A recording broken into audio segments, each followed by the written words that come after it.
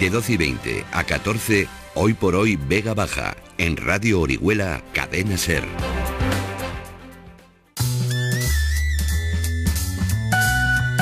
Os lo decíamos, hoy vamos a acabar con el repaso a las calles, a la historia de las calles y plazas de Orihuela, con el autor del libro sobre la República y la Guerra Civil en Orihuela, de una treintena de artículos sobre la ciudad, y administrador de la página de Facebook Oriola vista desde el puente de Rusia, con más de 2.000 seguidores. Él es Antonio Mazón. Antonio, buenos días. Buenos días, Juan Pablo.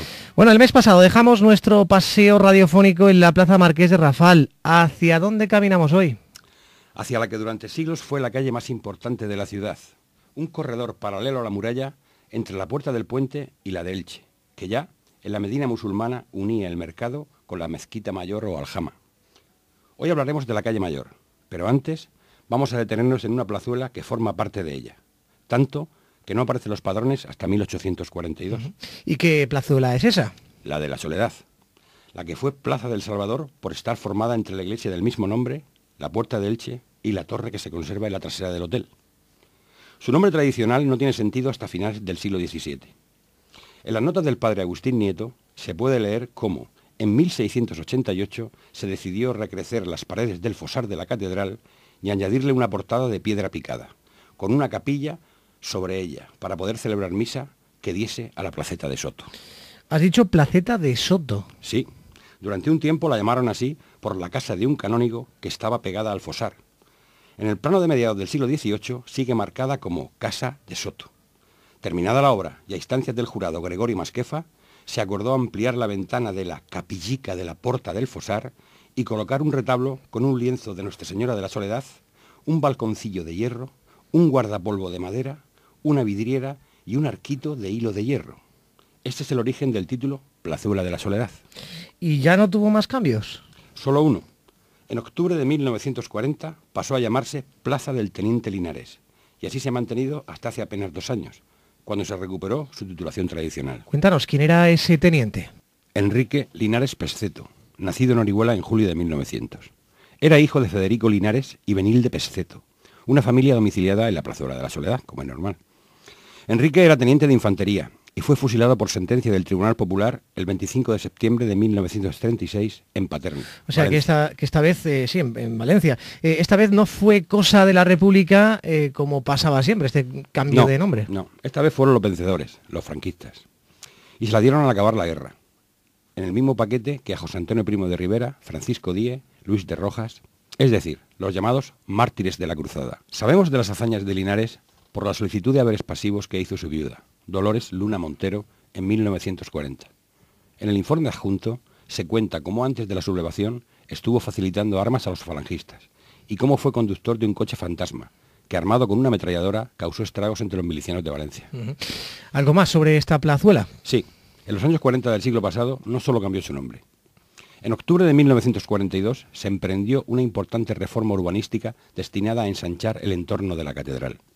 Las obras incluían el completo aislamiento del templo, la construcción de un museo de arte sacro y la mejora estética de sus alrededores. El claustro que ahora tenemos junto a la catedral y que aparece en el proyecto como Claustro de los Caídos, permaneció durante 4 siglos en el convento de la Merced. Su construcción se inició en la década de 1560 por el maestro picapedrero Hernando Beliz. Fue adquirido para ser reconstruido sobre el antiguo fosar de la catedral. Una obra considerable, mover todas esas piedras y encajarlas de nuevo. El traslado y las obras de adaptación fueron costeados por la Federación de Sindicatos Católicos Agrarios, cumpliendo, según decían, el deber patriótico de instalar una cruz de los caídos orlada por este bello y singular claustro. Para hacerle sitio y aislar el templo, expropiaron 2 casas en la calle de la Feria. La reforma y urbanización de los alrededores de la catedral fue obra del arquitecto ilicitano Antonio Serrano Peral, pero el alma mater de toda esta actuación y creador del museo fue el vicario general Luis Almarcha Hernández. Por ese motivo, en septiembre de 1944, al alcanzar la Mitra de León, el nuevo callejón que unió la plaza con la calle de la Feria se tituló Pasaje Obispo Almarcha. ¿Pasamos entonces a la calle Mayor? Vamos a ello. A pesar de ser la mayor, esta calle siempre ha sido estrecha, pero muy transitada y bulliciosa. Inicialmente, contaba con varios callejones que salían al río y a la calle de la Feria. Con el paso de los siglos, esas callejas se fueron ocupando hasta quedar solo 2. El Callejón del Obispo, hoy Plaza del Salvador, y el que al día de hoy se llama Capitán Grifol. De ambos hablamos hace un año en el programa número 4, dedicado a la calle de la Feria. ¿Y ha tenido algún nombre más? El cronista Mosén Bellot dice que originariamente eran dos calles, la del Hospital y la del Baño, y que para ennoblecer la ciudad la hicieron todo una. Hay que recordar que, hasta la apertura de la calle Colón, hace poco más de un siglo, la calle del Ángel se podía considerar parte de la calle Mayor, uniendo la sala del Consell con la catedral. Así pues, la calle del Baño era probablemente la actual López Pozas. ¿Y de dónde viene lo de hospital? Ese nombre tiene su origen en el Hospital del Corpus Christi, al que se le unió el del Salvador cuando fue trasladado desde el arrabal de la Puerta de Elche en el siglo XV. ¿Y dónde estaban esos hospitales? El Palacio Episcopal fue construido en 1558 en los terrenos que ocupaba el Hospital del Corpus Christi. El último obispo de Cartagena, Esteban de Almeida, permutó el solar de su antiguo y abandonado palacio para construirse una nueva y céntrica residencia. ¿Y dónde estaba antes entonces ese palacio? Donde ahora está el Hospital de San Juan de Dios, convertido en sala de exposiciones y biblioteca. Esteban de Almeida falleció en 1563 y su escudo ha quedado inmortalizado sobre la puerta más estrecha del palacio. ¿Y el escudo que hay en la puerta principal? Pertenece al prelado José Flores Osorio, que demolió parte de la obra original para ampliarlo, reformarlo y reforzar su cimentación. Tiró la pared recta y tomó de la calle la distancia de un pie con permiso del Consell en 1733. Por ello, su escudo campea en la puerta principal con esa fecha. Luego, Elías Gómez de Terán, Pedro Albornoz, José Tormo y Francisco Antonio Cebrián continuaron rehabilitando y ampliando la obra durante el siglo XVIII. En la siguiente centuria, las sucesivas riadas socavaron los cimientos de la parte trasera, forzando su demolición en 1843, mientras su inquilino, el obispo Félix Herrero Valverde, estaba desterrado por antiliberal. Los restos aprovechables se emplearon en la adaptación del edificio del Pósito en la Plaza Nueva, convertido en ayuntamiento. Y así, con pequeñas reformas, llegó al siglo XX. El traslado de la residencia episcopal a Alicante y la falta de mantenimiento amenazaron de muerte al edificio. En 1996 sufrió un conato de incendio y 2 años después comenzaron las obras de restauración que finalizaron en 2003, año en que fue sede de la exposición La Luz de las Imágenes. Ahora alberga el Museo Diocesano que antes estaba en el claustro de la catedral. ¿Algún nombre más para esta ilustre calle, como la calle Mayor? Una vez trasladado el palacio, comenzaron a llamarla Carrer del Bisbe, o sea, calle del obispo en castellano. En los padrones del 17 aparece reflejada como Carrer del Bisbe desde la sala fins la porta del Ix, es decir, calle del obispo desde la sala a la puerta del Elche. En los del siglo XVIII figura como calle mayor llamada del obispo y en el XIX como calle mayor a secas. Hasta el verano de 1922, en el que Pedro Herrero Rubio solicitó que se rotulase una calle con el nombre del ilustre doctor Cajal, a fin de rendirle un merecido homenaje. El ayuntamiento acordó que la comisión de ornato escogiese la calle que debía ostentar dicho nombre y que se rotulase durante la feria. Como puedes suponer, esta fue la calle elegida. El 2 de agosto de ese mismo año, en el programa de festejos se incluyó el descubrimiento de la lápida en la calle llamada a partir de entonces de Ramón y Cajal. Y esto es todo en cuanto a rotulación se refiere. ¿A dónde vamos ahora? Si te parece, para completar el programa, vamos a hablar un poco de los edificios que flanquean el Palacio Episcopal. Pues me parece. A la izquierda, cerrada con una verja, tenemos la capilla de Nuestra Señora de Loreto, también mencionada como de Lorito. Gisbert y Vilar citan su fundación en 1304 como capilla del primitivo Hospital del Corpus, por gracia de doña Sancha de la Torre y Brizuela. Según cuentan, el traslado del hospital y la edificación del palacio motivaron su reconstrucción y anexión como capilla de la catedral en 1548. Nada de eso dice la bula de elección concedida en la primera mitad del siglo XVI, pero tampoco lo desmiente. Fue construida sobre el cementerio de la entonces colegiata. Dicha bula condicionaba la permanencia de parte del terreno como cementerio.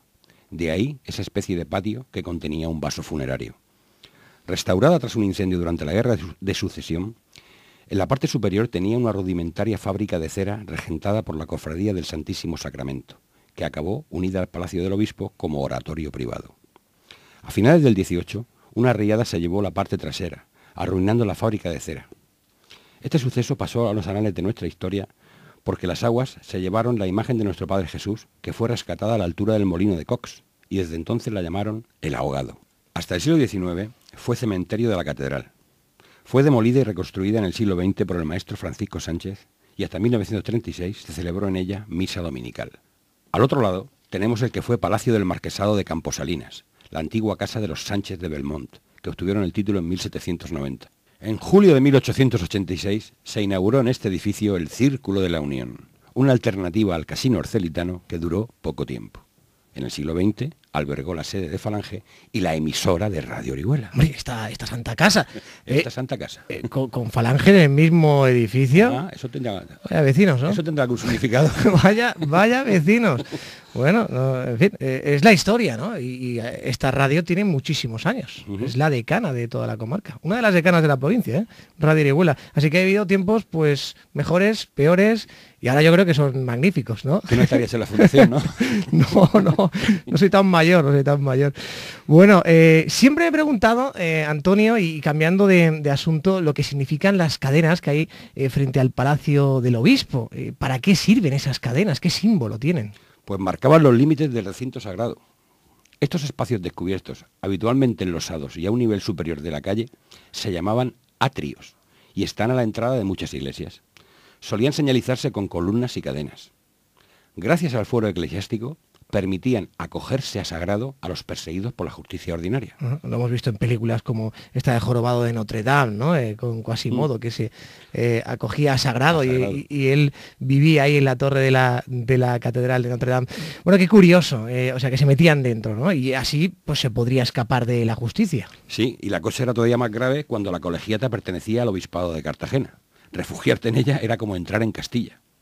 Esos zócalos o columnas de piedra negra fueron renovados en 1791. Originariamente se pensó en media docena, con argollas y cadenas de hierro, y así se mandó a hacer al cantero Francisco Calvet. Pero como podemos comprobar, con 5 fue suficiente. Como el cantero ya tenía trabajada la sexta y había que pagarla, la columna restante se aprovechó como repisas de un altar en la catedral. Las piedras más claras y las cadenas actuales se colocaron en los años 70, dando sentido de nuevo al nombre Puerta de las Cadenas. Y con esto terminamos el programa por hoy. Pues muchísimas gracias, Antonio Mazón. Te esperaremos ansiosos el mes que viene. No sé por dónde seguiremos, pero imagino que céntricos, ¿no? Estamos en la calle Mayor. Ya lo pensaremos. De momento hemos terminado un circuito. Un circuito, sí. Un circuito que comenzó hace ya más de un año en la calle del Ángel y que ha vuelto otra vez a la calle del Ángel.